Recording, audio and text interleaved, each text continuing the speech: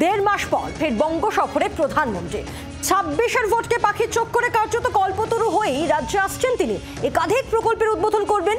ভিন রাজ্যে বাঙালি বিদ্বেষ নিয়ে মুখ্যমন্ত্রীর আক্রমণের পাল্টা কোনো বার্তা দেবেন কে? অধীর অপেক্ষায় বিজেপির নেতা কর্মীরা। आखिर टीएमसी सरकार आप लोगों को लेकर इतनी निर्मम क्यों है? साथियों, यहां की निर्मम सरकार के जितने उदाहरण दो वो कम है। निर्मम सरकार। কালীগঞ্জ উপনির্বাচনের ঠিক আগে আলিপুরদুয়ারে এসে রাজ্য সরকারকে এই ভাষাতে বিধে গিয়েছিলেন প্রধানমন্ত্রী। দেড় মাসের মাথায় ফের রাজ্যে আসছেন তিনি, এবার 21শে জুলাইয়ের ঠিক আগে। শুক্রবার দুর্গাপুরের নেহেরু স্টেডিয়ামে সরকারি প্রকল্পের উদ্বোধনের পাশাপাশি জনসভাও করবেন প্রধানমন্ত্রী নরেন্দ্র মোদী। প্রায় 6000 কোটি টাকার মোট 8টি প্রকল্পের সূচনা বা উদ্বোধন করার কথা তাঁর।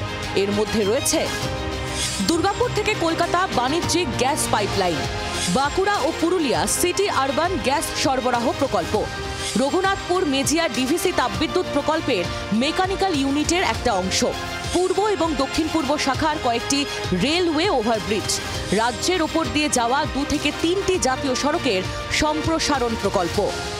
প্রধানমন্ত্রীর সভা ঘিরে সাজো সাজো রব দুর্গাপুরে। রাস্তার মোড়ে মোড়ে তোরণ, ফেস্টুন, পতাকা।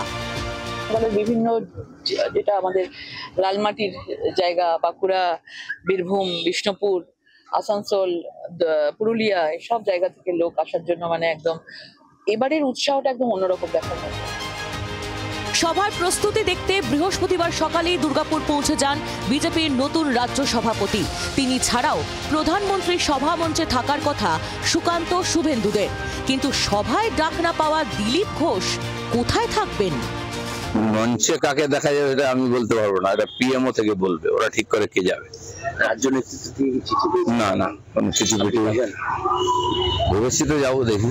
তাহলে দাদা আপনি যদি দর্শক আসনে বসেন তাহলে কোথায় রাজ্য নেতৃত্ব কোথাও অস্বস্তিতে করবে নিশ্চয়ই। আমি কি করবো তাহলে? কি আমি প্রধানমন্ত্রী ভাষণ শুনতে যাবো না কখনো? দেখা যাচ্ছে তো, সময় আছে এখন। প্রধানমন্ত্রীকে রাজনৈতিক পর্যটক বলে কটাক্ষ করেও দাবি দাওয়া জানাতে ভোলেনি তৃণমূল। বাংলার বকেয়া টাকা দিতে হবে। 2, বাংলা ভাষীদের উপর, ভারতীয় বাংলা ভাষী বাঙালিদের উপর যে অত্যাচার করছে বিজেপি শাসিত রাজ্যগুলো, তার জন্য প্রধানমন্ত্রীকে দুঃখ প্রকাশ করতে হবে। বাঙালিয়ানার প্রশ্নে ইতিমধ্যেই আক্রমণের ক্ষেত্র তৈরি করে দিয়েছেন মমতা। বুধবারই অভিষেককে নিয়ে পথে নেমেছিলেন তিনি। তার 48 ঘন্টার মধ্যেই রাজ্যে আসছেন প্রধানমন্ত্রী। সেই কর্মসূচি থেকে বাঙালি অস্মিতা, বাঙালিদের আবেগ, বাঙালিদের ওপর নির্যাতন আদৌ কতটা হচ্ছে বা হচ্ছে কিনা, সেই সমস্ত কিছু নিয়ে প্রধানমন্ত্রী নরেন্দ্র মোদী কি বার্তা দেন সেদিকে তাকিয়ে রয়েছে গেরুয়া শিবিরও। জি 24 ঘন্টার জন্য ক্যামেরায় শুভ্র ঘোষের সঙ্গে মৌমিতা চক্রবর্তী, দুর্গাপুর।